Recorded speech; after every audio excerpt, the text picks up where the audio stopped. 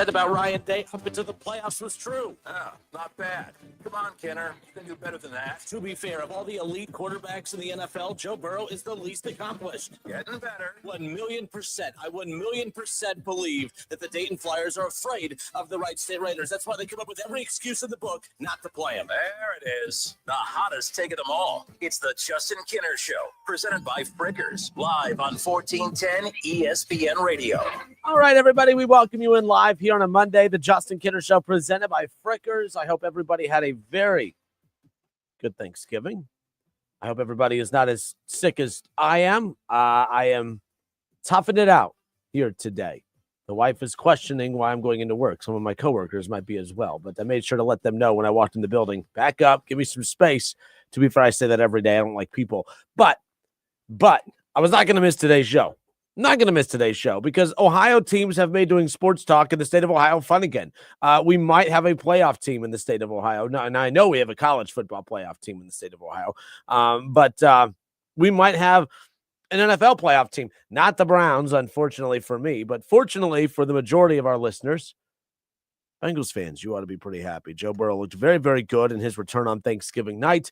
And the Bengals, thanks to, of course, the Ravens free-falling and the Steelers just doing what the Steelers do heading into the final month of the season, the Bengals have a shot. And we're going to get into that coming up around the corner. But I did want to talk about, well, it was an easy one to talk about today, Ohio State, Michigan.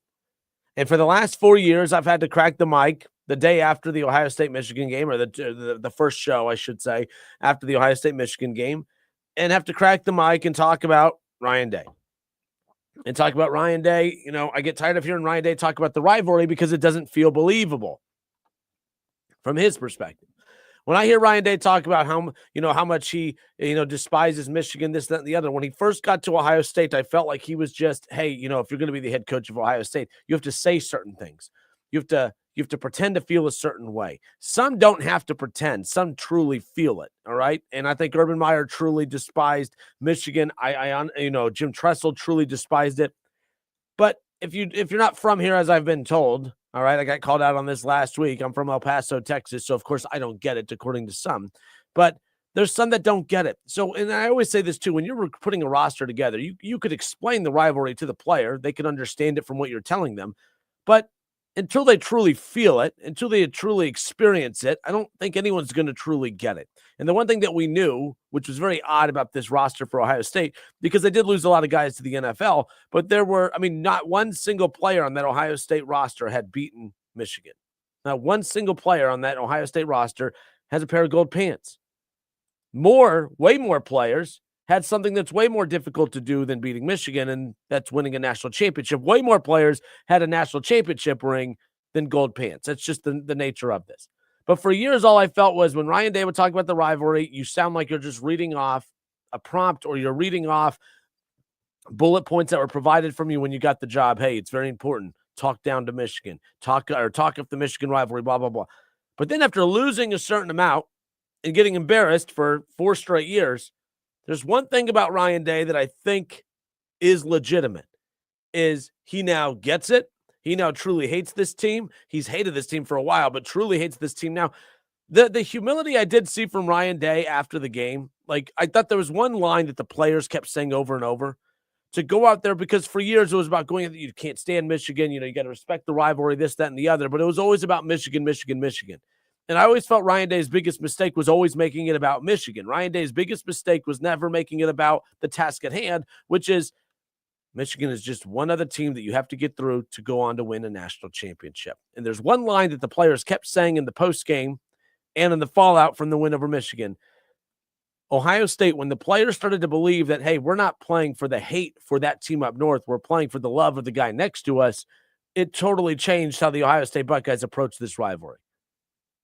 Because when you only start reacting and playing and doing things, preparing out of hate, you're not preparing for the right reasons. You're not preparing in the right way, and you're letting emotion get the best of you instead of just sticking to what Ohio State has been since week 1 when they beat Texas. That's the one thing that Ohio State, regardless of the change at quarterback, obviously 2 new running backs, a lot of new pieces on on defense after losing them to the NFL. When you look at the 4 games post Michigan last year and you look at the 12 games up to this point, all right, 16 straight games now Ohio State has won. It has not been about the opponent. It's not, oh, we're playing Tennessee. It's, oh, no, what do we got to do to beat Tennessee? What do we got to do to beat a team that beat us earlier in the season in Oregon in the Rose Bowl? What do we got to do to beat Texas? What do we got to do to beat Notre Dame in the national championship? What do we got to do to beat Texas again? When Ohio State stopped doing the whole, oh, we just hate Michigan, we hate Michigan, and it's, oh, well, we're not going to play for the hate of our rival, but for the glove of the guy next to us, then all of a sudden Ohio State looks like, oh, yeah, they're the more mature program. They look like they know more of what the hell they are, and that is a national championship winning program. They were a national championship winning program heading into the Michigan game last year,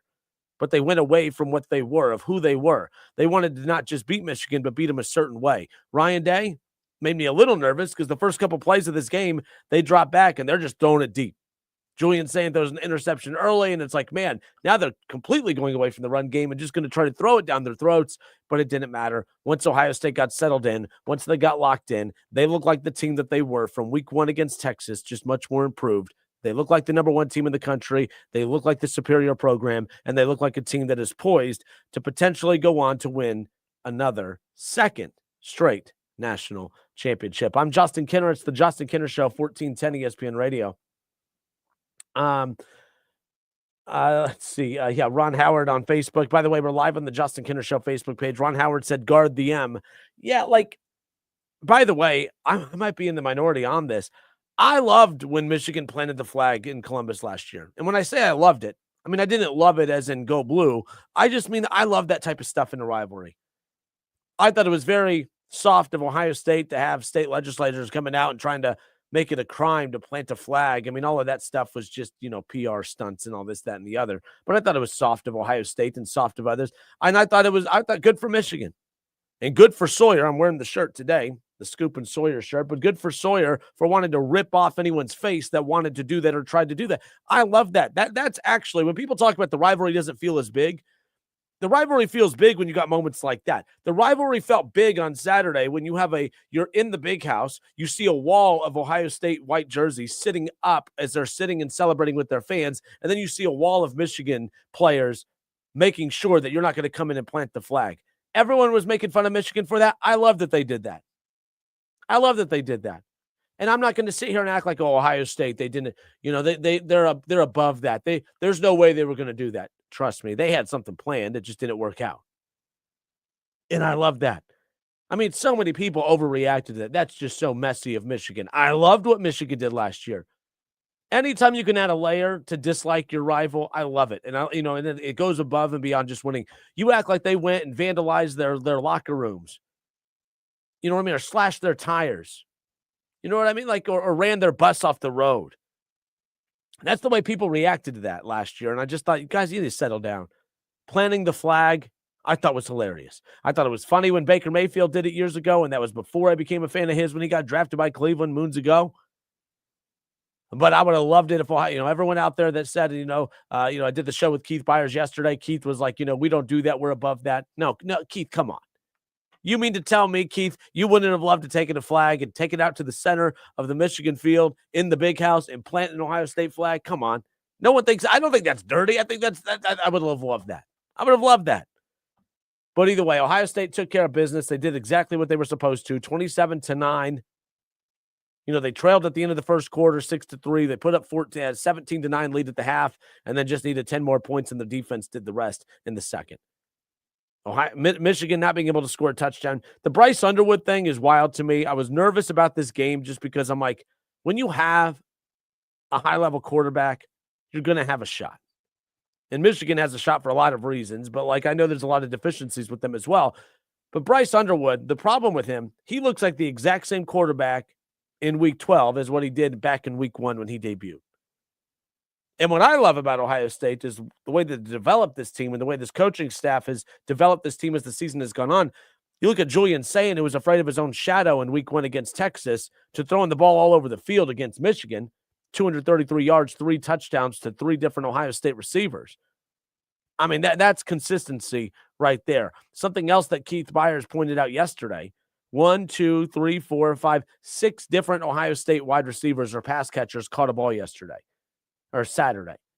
And not just that 6 different Buckeyes caught a pass on Saturday, 6 different Buckeyes all had more than 1 catch.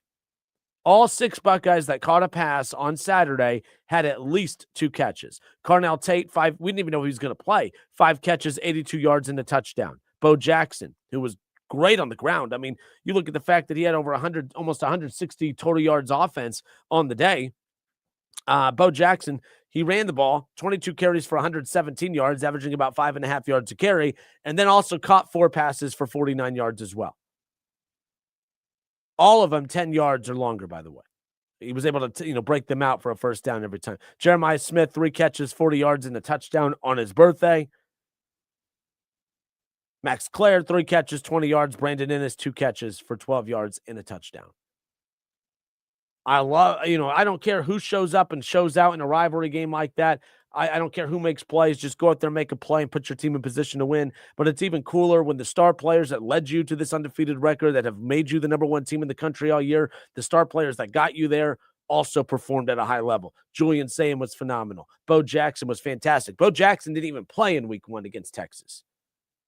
And then, of course, your usual cast of characters in Carnell Tate, Jeremiah Smith, and, Innes, who, in my eyes, has underachieved at Ohio State, but Brandon Innes has still been pretty good. Brandon Innes, I think, will always be looked at as a guy that has underachieved during his time at Ohio State. But, for him to come out and perform against that team up north on the road, catch a touchdown, 3 touchdowns on the season, none bigger than the one he had against Michigan. He never really broke out the way we expected him to. But, man, oh, man, he showed up when the Buckeyes needed him the most over the weekend. What a performance there. All right, I'm Justin Kinner. It's the Justin Kinner Show presented by Frickers. Frickers, your home for fun, food, sports, and spirits. Ohio State, 27, Michigan, 9. And now Ohio State turns their attention towards the Big Ten Championship. Ohio State last year won a national championship with the 4th straight loss to Michigan. They didn't even get to the Big Ten championship game. Ohio State just beats Michigan. They have a chance to win a Big Ten title on Saturday, and maybe they can get all 3 of their ultimate goals accomplished this season. Can they get it done against the number 2 undefeated Indiana Hoosiers? That's what we're going to talk about when we come back. That's the question I have for you. Do you feel that Hoosiers, are we really building up? Does this feel like a legit 1 versus 2 on Saturday? This is a big deal. 1 versus 2, 2 undefeated teams, a Big Ten championship on the line. We may not even get 1 versus 2 in the national title game. How much do you fear the Indiana Hoosiers? We'll talk about that when we come back. More of the Justin Kinner Show presented by Frickers next.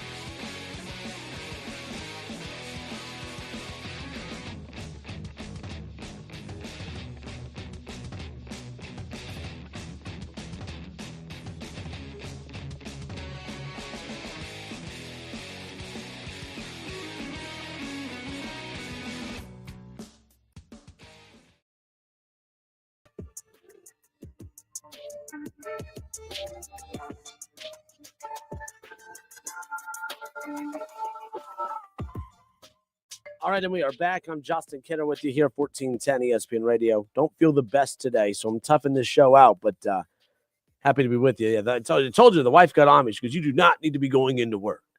I'm like, "Oh, it's fine." Ohio State just took care of business against Michigan for the first time in 4 years, and they're in the Big Ten championship game. We got a big battle of 1 versus 2, a couple 12-0 teams going head-to-head in the Big Ten championship game coming up on Saturday night.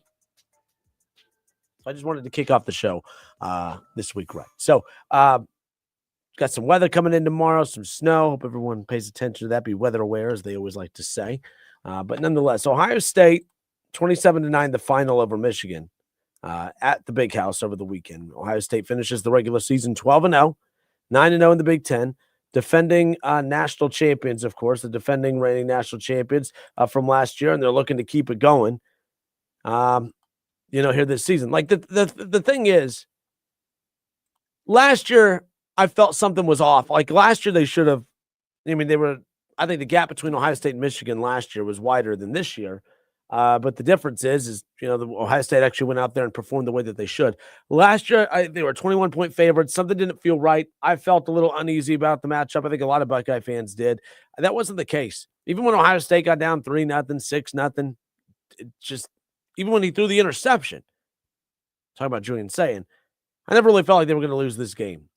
There was like a weird, not weird, it's a good thing. There is a poise and a confidence about this team, and they're just a completely different program, and there's a completely different vibe about them right now. It's that same confidence that the Nick Saban Alabama dynasty had for a bit, and I do think that this team has all the makings of what could potentially be a dynasty because Julian saying Jeremiah Smith are going to be back next year. Bo Jackson's only a freshman. And again, is that overconfidence? Yes, because players could be plucked left and right.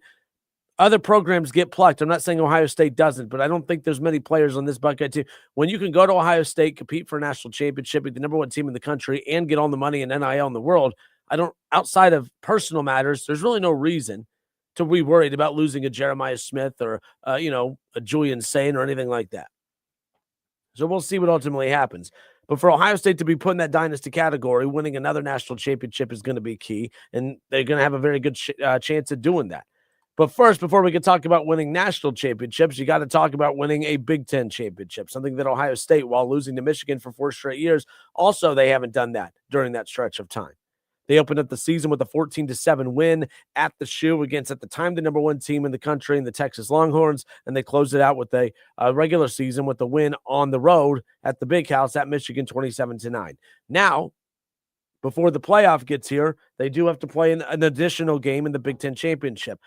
I don't know why I've always been anti-conference championships. Like, I feel like you battle losses. This is why I don't like non-conference matchups. I feel like these conferences are too big as it is. I feel like we shouldn't be talking about, like, we should never be talking about the weak teams that these teams schedule. We shouldn't be talking about the horrific teams that Indiana schedules on the non-con. If you guys remember, the season started with Indiana. A lot of people didn't want to give Indiana too much respect at the beginning of the season because Curt Cignetti started the season taking a shot at the SEC. Curt Cignetti, started the season defending their scheduling philosophy. And if you looked at it, they opened up the season playing Old Dominion. They started the season playing Kennesaw State, Indiana State. They started the season 3-0. Nobody wanted to give them the respect. Then they played a top 10 team in Illinois, and they routed Illinois 63-10. Started to get people's attention. A week later, didn't look as dominant. They get a 20-15 win over Iowa on the road. And then where they got everyone's attention, they go on the road against, at the time, the number 3 team in the country in the Oregon Ducks, and they get another double-digit win against a top 10 opponent. They played 2 top 10 teams this year and won by a combined 70 points. And then Indiana's on everybody's radar. But you look at these conference championships, and it's like, you have how many teams in the Big Ten now? And Indiana's playing Old Dominion, Ohio State's playing Ohio, and playing, all these pointless teams and all this. It should just be all conference games from week 1 all the way through. Crown a conference champion based on who has the best record. Put on all your dumb little tiebreakers. I love that Ohio State and Indiana are playing on Saturday. I hate that they have to play an additional game. they have to play an additional game. Ohio State, Indiana have already proven they're the top two teams in the country. Now, what happens if Indiana goes and gets beat or Ohio State gets beat? They better not. I mean, they're going to flip-flop, and I guess Indiana would be the one team, and Ohio State would be number two, or vice versa, or Ohio State stays at number one. But they shouldn't even be in that position where they have to risk losing their seat after, again, a 12-0 regular season run. They shouldn't have to worry about losing that. They shouldn't have to worry about losing, players due to injury. While teams like Notre Dame sit at home and do absolutely nothing like they do every single year. I can't stand that. No, this is the time of year where I start to get infuriated by the Notre Dame talk. Man, they deserve to be in the playoff. They should be playing in the conference championship then. But they sit out, they get the easy work. I love the fact that Ohio State wasn't in the conference championship the last couple of years. Extra weeks rest, extra week to get mentally right, physically right. So I love the showdown. I love number one versus number two. I love undefeated Ohio State against, undefeated Indiana. Kurt Cinetti against Ryan Day. I love this matchup. I just hate that these two teams have to play each other coming up this Saturday. This should potentially be a national championship matchup, and maybe it very well will be. Maybe this is the welcome to college football season for Indiana. They came on the scene last year. It had almost a Cinderella-type feel to it. This year, it's, oh, man, maybe they're not a Cinderella team. Maybe they're the real deal. Well, they're the number two team in the country. They're 12-0, and they have a chance to prove it against Ohio State on Saturday. And maybe, just maybe, this isn't the only time that they're going to play this season. Maybe this could be a national championship preview. Maybe the Big Ten championship is a national championship preview when it's all said and done. I'm Justin Kinner. It's the Justin Kinner Show presented by Frickers. Frickers, your home for fun, food, sports, and spirits. So we'll ultimately see what goes down on Saturday. I think, well, let's see what this line is, too, because I think I saw Ohio State was a 5.5-point favorite, which I think is big for Indiana. I mean, Ohio State, Indiana, 1 versus 2, battle of undefeateds on Saturday night, 8 o'clock. Ohio State is a 5.5-point favorite in the Big Ten championship game. 5.5-point favorite. Vegas respects the hell out of Indiana. Do you respect the hell out of Indiana? Do you fear Indiana? Do you think that Kurt Cinetti in Indiana can make some noise on Saturday? And, that's the thing. It's weird seeing Indiana in this spot. If it's Ohio State versus Penn State or Ohio State versus Oregon or USC in the Big Ten championship game, that looks the part. It is still weird seeing Indiana in this prime spot. And Indiana has so much to prove on Saturday, and not in a bad way. I think they've proven a lot already. But man, oh man, I think there's still a lot of people, myself included, that look at them and say they've had 2 losses in 2 years. One against Ohio State, one against Notre Dame. And both teams were in the national championship last year. They're undefeated this season.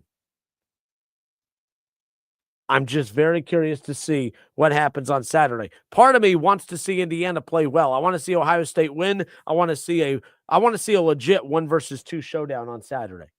I want to see a legit 1 versus 2 battle on Saturday in the Big Ten championship.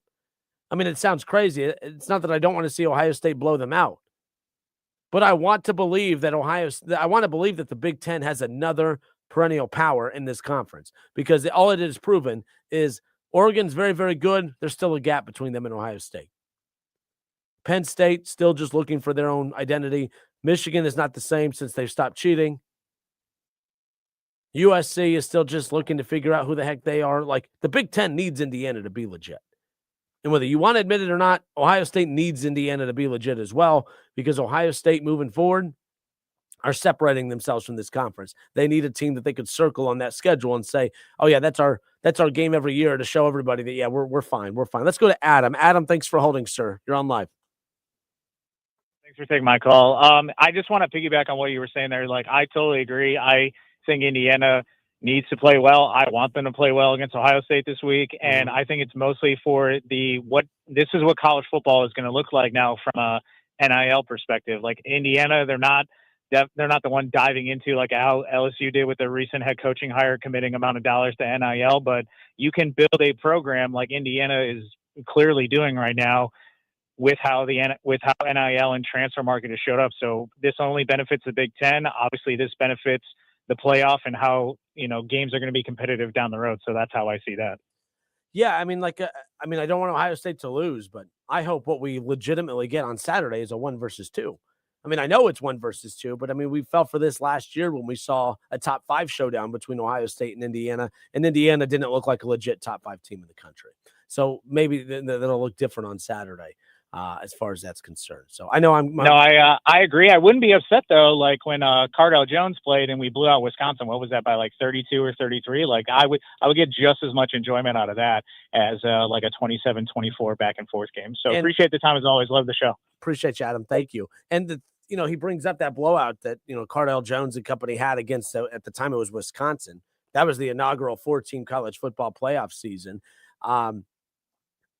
Winning that Big Ten championship in 2014, that's not why they made the playoff. They made the playoff because they blew the doors off Wisconsin in the Big Ten championship game. That was kind of that, to get the committee's attention more than anything else. Plus, the committee was trying to prove a point to the Big 12 about getting a conference championship game, all while they could just spend the next couple of years of not caring about a conference championship game. But nonetheless. Sorry, guys, I'm struggling. I'm not feeling the best today, so I'm glad to be with you. Keep taking your calls, 937-518-1410. Ohio State, Indiana on Saturday. Is Indiana legit? Are they here to actually stay? That's the big question. I threw these questions out last year. I didn't believe they were here to stay. Here we are a year later, and they're better, and they're bigger and stronger and faster and all that stuff than what they were a year ago. They're undefeated. They're the number 2 team in the country, and they're only a 5.5-point dog in what I don't want to say it's a home game. It's in their state, but, Ohio State. I can't wait for this game on Saturday.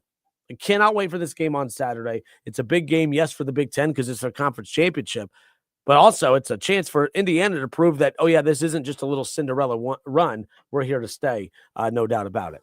937-518-1410, the Justin Kinder Show presented by Frickers. We'll take more of your calls, and I'll get to more of your comments in the chat when we come back. Head to the Justin Kinder Show Facebook page or ESPN Dayton's YouTube channel. You could jump in the chat there, and I'll react to your comments when we come back.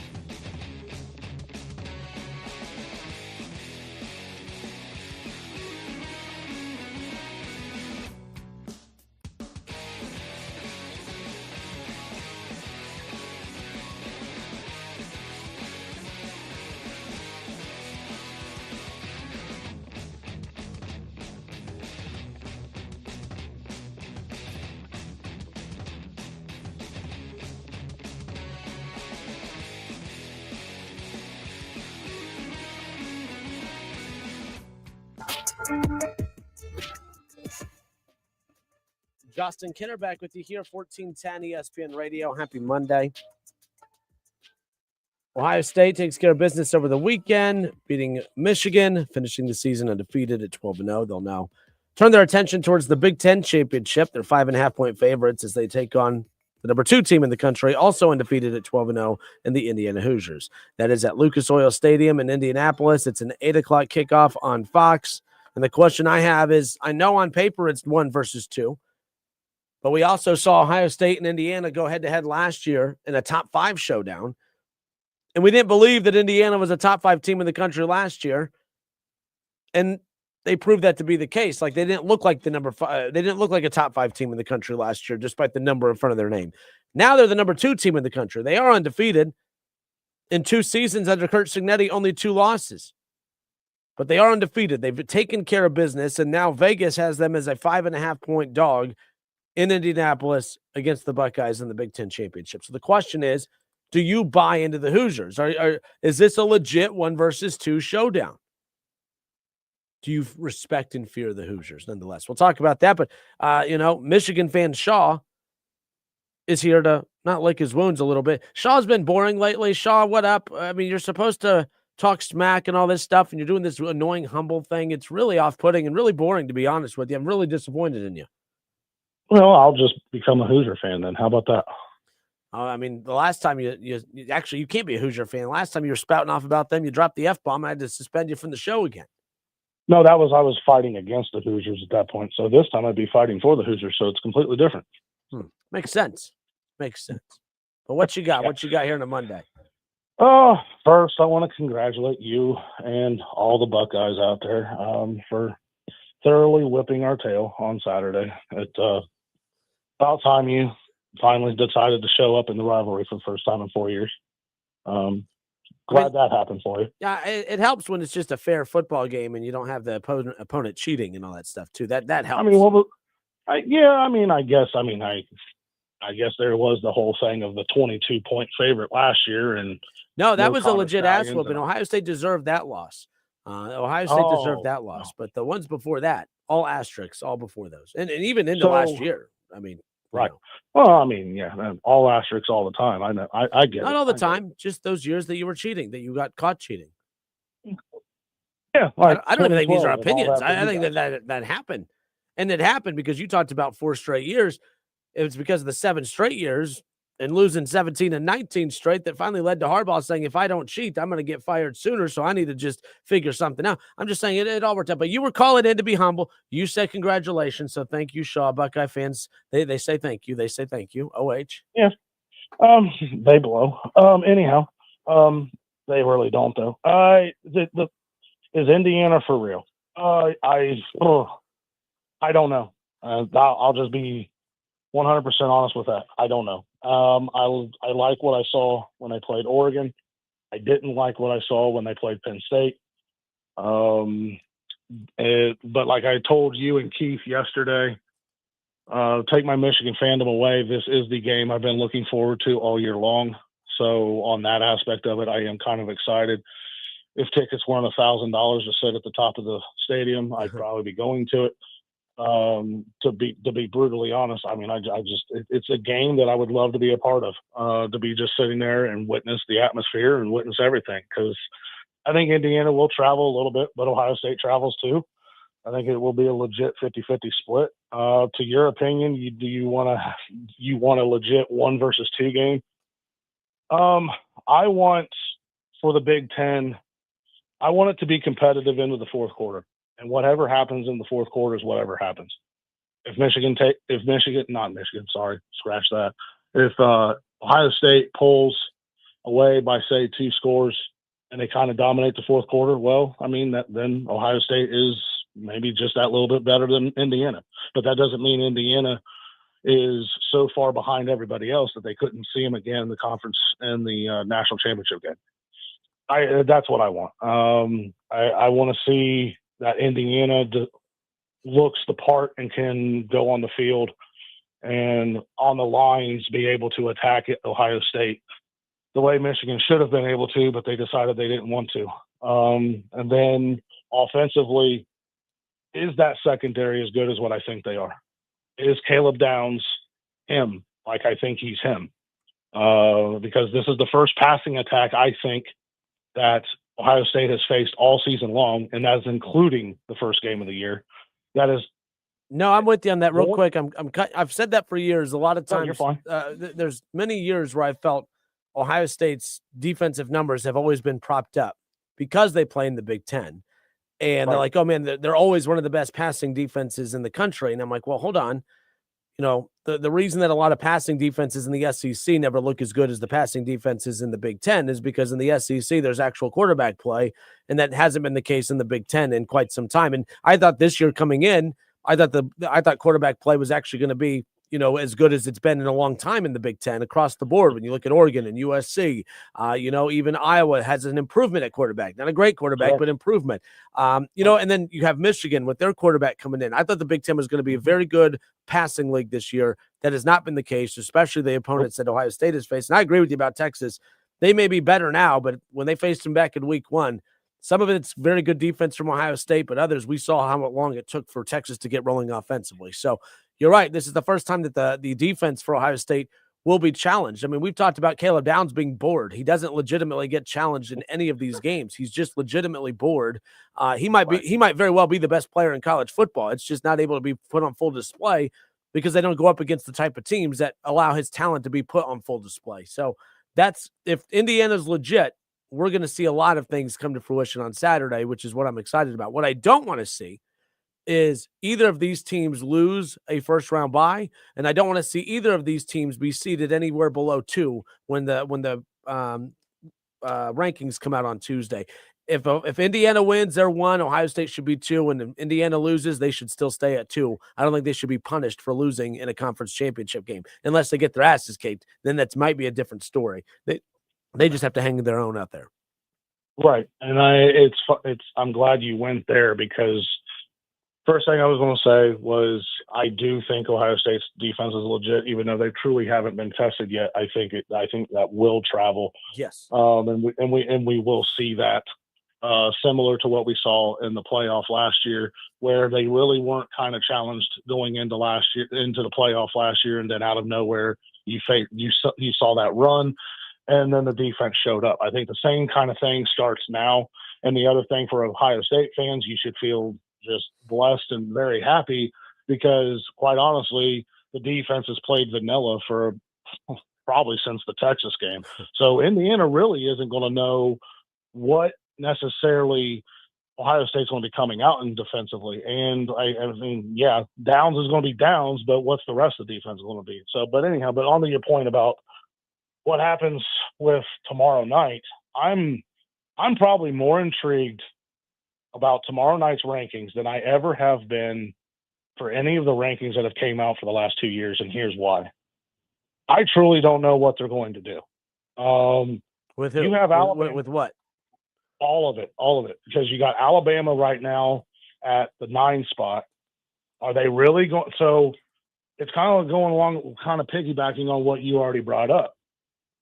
So Ohio State and Indiana lose. I agree with you. Me and you agree that if it's a close game, I don't see either one of them moving. Whoever loses, they should not move. But we've seen crazier things happen with this committee. So right now there's a giant gap between the SEC championship teams. You got Georgia at 3, 4. Then they're probably going to move up because Texas A&M lost.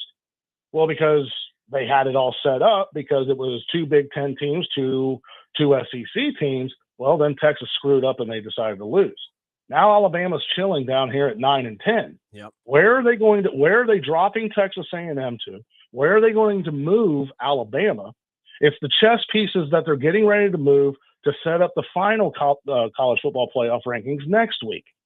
Like, basically, if the way you see these chess pieces move is going to be the way that you see them, the way they want this thing to play out come next week. They're going to want Ohio State to win, obviously, and they're going to probably want a close game. So then you got 1 and 2 pretty much thereabouts. You may move Georgia to 2 if Georgia wins or whatever, and kind of fluctuate it there. Who's going to be in the 4 spot? where's Alabama going to be, especially going into Saturday, and if they do win on Saturday? Like that, all of that jumbling, because now with the 12-team playoff, as you well know, we're talking about home field advantage. And you got those games in 2 weeks that are going to be on home sites. Well, you look at it right now, the way the AP is, and I know that's not correlation. I understand that. But you just kind of like just look at it right now. All the home games will be pretty much at the SEC home sites. And that's very interesting to me. And where are you dropping Texas A&M? Like that's why tomorrow night's rankings, to me, there's a lot of intrigue there just to see the movement that the CFP committee is going to kind of see how much they manipulate it and kind of make it their own. And they have some decisions. As you always say, you want chaos and you want the committee to finally just have to make some decisions. I think this might be that year where you're going to see them have to make some decisions. You got Notre Dame, Miami. That whole decision, what's going on there? Texas, Vanderbilt, Virginia. yeah, exactly. There's some major decisions, and that, like tomorrow night is going to be setting all of that up.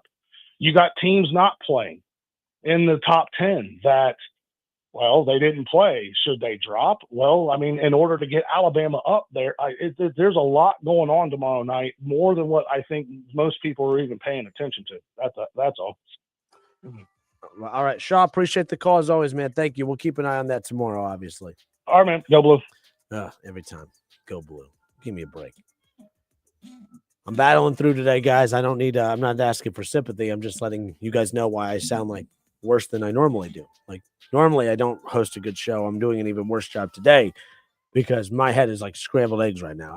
I can't even think clearly, but there was no way I was not going to come on the air today, especially after Ohio State gets the win over Michigan for the first time in 4 years, setting up a big-time 1-versus-2 showdown in the Big Ten championship game coming up on Saturday. Now, Dennis Snyder, he weighs in. He's on the Justin Kinner Show Facebook page right now.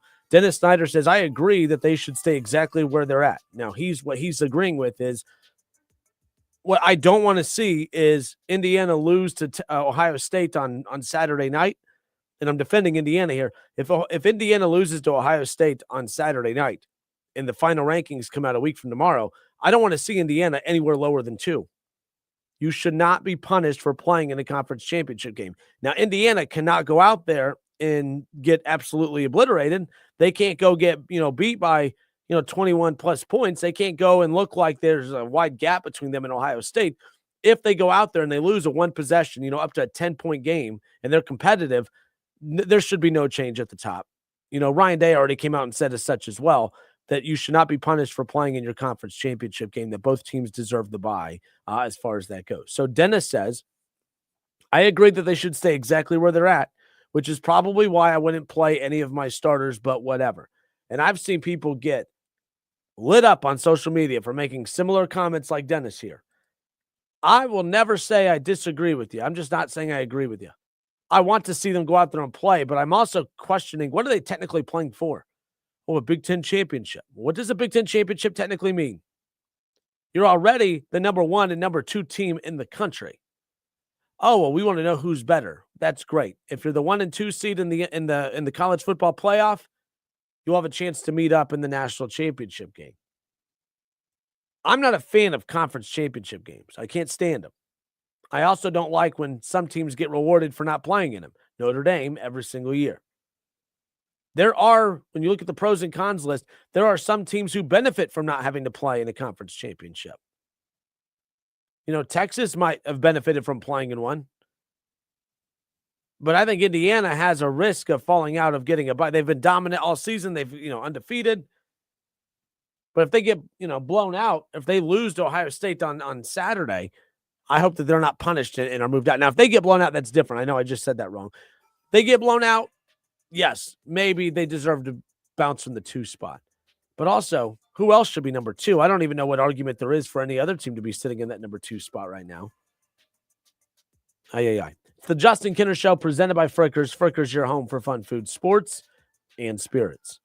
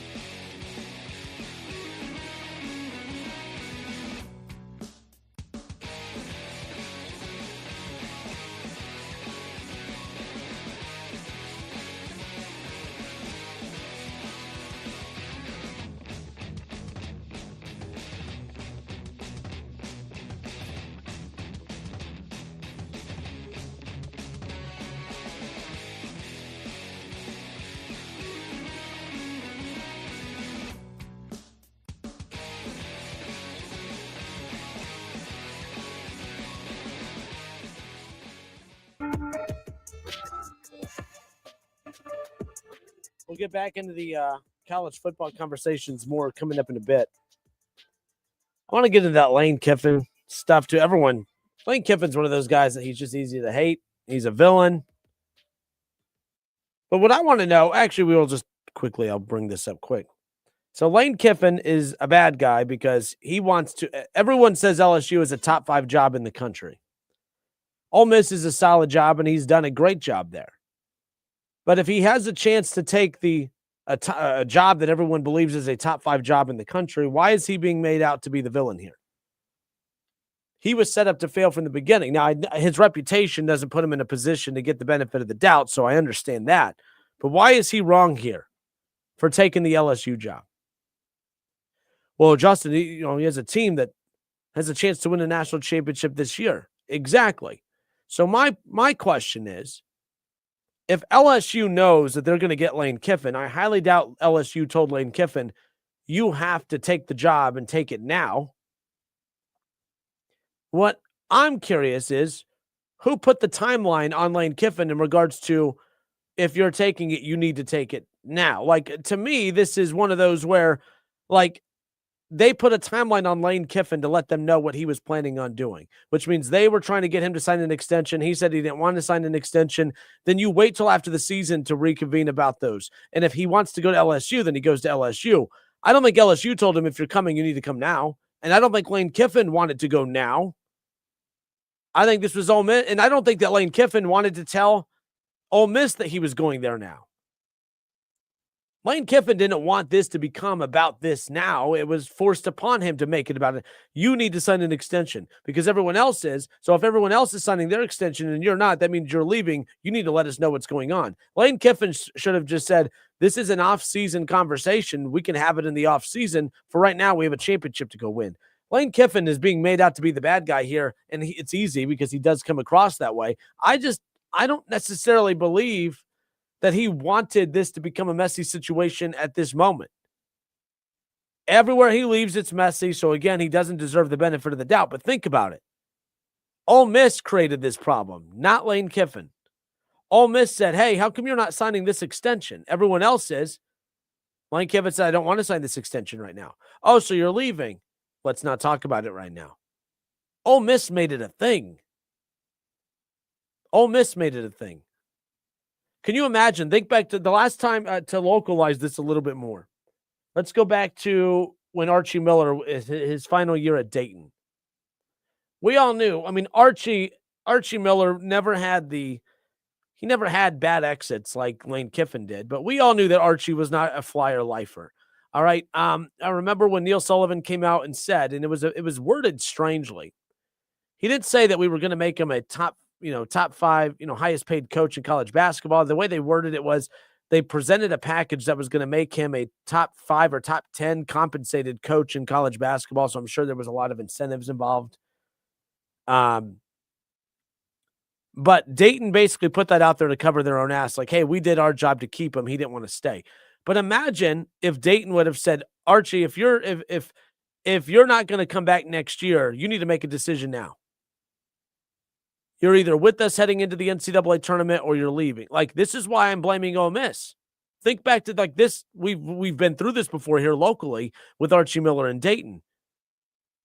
Dayton tried to give him an extension. He never agreed to the extension. So everyone was like, oh yeah, he's definitely leaving. Imagine if Neil Sullivan and Dayton said, hey, the NCAA tournament's coming up. If you're not going to sign an extension, you need to leave. You need to let us know right now what your plans are. Dayton would have made that messy, but Dayton decided to let's let the season play out and we'll talk about an extension or his future after the season. Dayton let the thing play out, and luckily Dayton, they get to the NCAA tournament. Unfortunately, they get ousted in round 1 against Wichita State in Indianapolis, and then they had the conversation. To me, what I'm saying is Ole Miss didn't need to give him the ultimatum of you need to let us know right now what you're doing. Ole Miss is the problem here, not Lane Kiffin. Oh, this is what Lane Kiffin does. I agree, but I'm not going to blame Lane Kiffin for wanting to take a top 5 job in the country. LSU is a top 5 job in the country. Why would he not take it? I'm not going to make him the bad guy there. These players quit on their fans and their teams and their coaches all the time. So we're not going to do this thing where we pretend to care about loyalty all of a sudden. Players don't care about it. I don't care about them. You shouldn't either. So let's not do this song and dance where we're going to hold a coach to a higher standard. Lane Kiffin did absolutely nothing wrong. To me, everyone's talking about, like I saw Dan Orlovsky talk about the calendar and this, that, and the other. No one who forced Lane Kiffin to have to make a decision right now. Because if LSU felt confident that they were going to get Lane Kiffin in the offseason, they would have kind of hit off in the weeds a little bit. You wouldn't have heard a peep from LSU. That's why part of me feels like Penn State right now, Penn State probably has a guy in mind. And the reason that Penn State's been quiet on the coaching front is because they probably have their guy. That guy is probably coaching right now as an assistant or a head coach. And that assistant or head coach is just waiting to make that decision until after the season. I could be wrong, but LSU would have been quiet. If they would have felt confident that they had their guy, they would have let the season play out. Ole Miss gets eliminated. Announce Lane Kiffin's your coach a week later. That's what LSU would have done. I think Ole Miss made this a problem. And Ole Miss is the problem. And they're trying to come out looking like, but they're using Lane Kiffin's reputation against him, in my opinion. And it's also him to blame. But I think back to when Archie Miller was at Dayton. We all knew he was leaving. There was a couple of you goofballs that thought that he was actually going to stay. You could win a lot of games at Dayton. Yeah, that's great. And your guys' obsession with there's 13,000 fans who go to games. That's not why a coach doesn't grow up dreaming of, I want to go somewhere where I can coach in front of 13,000 people. Coaches want to go somewhere where they can win a national championship. That's why I thought it was absolutely hilarious that so many people thought Archie was actually going to stay in Dayton. Now, ultimately, he has not succeeded elsewhere, but that's besides the point. But the way I could compare this to is if Dayton would have told Archie Miller, you need to let us know now if you're not coming back next year, because if you're not coming back next year, we want you to move on now. They didn't. They let it play out, and it was a win-win for both sides. Well, kind of, because you guys got Anthony Grant, and that has not gone as well as what you guys wish it would have. They've actually regressed. They put more players in the league, but they don't nearly accomplish what the whole goal of basketball is, and that's to win in March, but that's besides the point. I'm Justin Kinner. It's the Justin Kinner Show. The point is, I'm Team Kiffin on this. I'm Team Lane Kiffin on this. Lane Kiffin had a chance to go be the head coach for a program that is a top 5 job in the country. He shouldn't be villainized for that. Oh, but he's leaving his team right now in the middle of this, and you're stupid if you think that they should let him continue coaching there. The only reason people knew about the LSU conversation between him and them is because Ole Miss forced his hand. If Ole Miss just let it play out, they would still have a head coach heading into the college football playoff. And also, while we're on this too, I do not think that they should be punished for losing Lane Kiffin heading into the playoff. People tried bringing up, God, who was it? I forgot. I think it was Emmanuel Ocho doing his annoying little take on this about that there's precedent set here. There is no precedent for this. He tried to use Florida State as a precedent that you lose your quarterback and they punish you for losing your quarterback. They didn't punish Florida State for losing their quarterback. They punished Florida State because Florida State, when they did lose their quarterback, they looked like absolute butt for 2 weeks without their quarterback. You don't know what Ole Miss looks like without their head coach. Ole Miss lost their head coach after getting a big win last week. You're not going to see them play a game without their head coach until the college football playoff. So therefore, don't give me the, this is similar to the Florida State thing, because it's absolutely not. It's not. I'm Justin Kinner. It's the Justin Kinner Show, 1410 ESPN Radio. We'll get back into this Ohio State conversation in a moment. Ohio State, Indiana, 1 versus 2, 12-0 versus 12-0. Vegas respects Indiana. The Big Ten championship game, I was like, we saw this last year where I think Indiana was a 16.5-point dog. So Ohio State, Indiana, when they squared off last year, it was at the Shoe.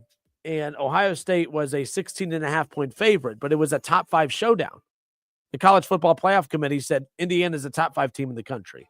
Vegas said Ohio State's a 16.5-point favorite. And Ohio State covered, and they looked like a legit top 5 team. Indiana did not.